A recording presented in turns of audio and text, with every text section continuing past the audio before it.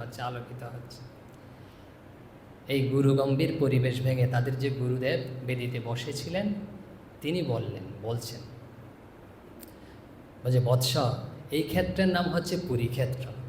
বৎসগণ, তো এই পুরী কেন নাম জানো? যে এখানে পরম পুরুষ রয়েছেন বলেই এর নাম হচ্ছে পুরী। আর আমাদেরকে পুরুষ বলা হয় কেন? পুরুষ বলা হয় জানো? বলছে পুরে শয়ানাথ ইতি পুরুষ। হচ্ছে এই দেহটা হচ্ছে পুর মানে হচ্ছে গৃহ। এই দেহ গৃহে, এই দেহ পুরে তিনি রয়েছেন, পরমাত্মা রয়েছেন, পরম পুরুষ রয়েছেন। এই জন্যই আমাদেরকে পুরুষ বলা হয়। তো এইসব শাস্ত্র চলছে, কথা চলছে, তখন শিষ্যরা বলছেন যে হে ভগবান, হে গুরুদেব, আপনার তো পরম সত্য উপলব্ধি হয়েছে, আপনি ভগবত তত্ত্ব উপলব্ধি করেছেন, ভগবানের দর্শন করেছেন, অনুভব করেছেন, তো কৃপা করে যে সামনে রথযাত্রা, তারপরে হচ্ছে যে জগন্নাথ, এই জগন্নাথের প্রকৃত তত্ত্ব, প্রকৃত স্বরূপ, রথযাত্রার প্রকৃত মাহাত্ম্য, যেটা সাধারণ মানুষ জানে না, বুঝতে পারে না, অনুভব করতে পারে না, আপনি কৃপা করে আমাদেরকে তা অনুভব করিয়ে দিন, দর্শন করিয়ে দিন, আপনার কৃপা হলেই হবে।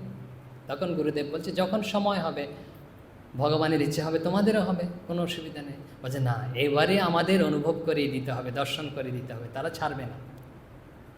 তো বলছে এসব কি আমার ইচ্ছায় হয়? গুরুদেব বলছে যদি ভগবানের ইচ্ছা হয় তখন হবে।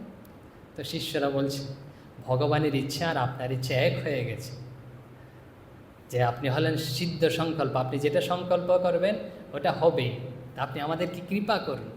তখন গুরুদেব বলছে ঠিক আছে, ভগবানের যদি ইচ্ছা হয় আর তোমাদের যদি মন, চিত্ত, বুদ্ধি শুদ্ধ হয়ে থাকে, তোমরা সেই সত্য অনুভব করবে। তো এখন রথযাত্রা এসছে, এই রথযাত্রার দিন আশ্রমবাসীগণ গুরুদেবকে নিয়ে যে রথযাত্রার যেখানে রথ টানা হবে পুরীতে, সেখানে এসে সমবেত হয়েছে।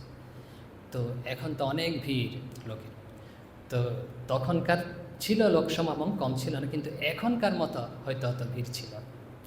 তো বৃদ্ধ গুরুদেব বয়োজ্যেষ্ঠ, তো শিষ্যরা কী করেছেন, এই গুরুকে যেখানে একটু খালি জায়গা, একটু ভিড় কম, সেখানে নিয়ে গিয়ে এই যে রথের যে রজ্জু দড়ি এরকম ধরিয়ে দিয়েছে, আর তারাও ধরেছে, তো রথ টানছে।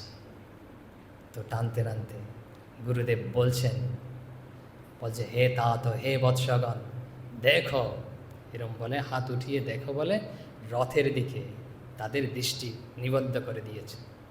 আর রথে যে রয়েছে জগন্নাথ।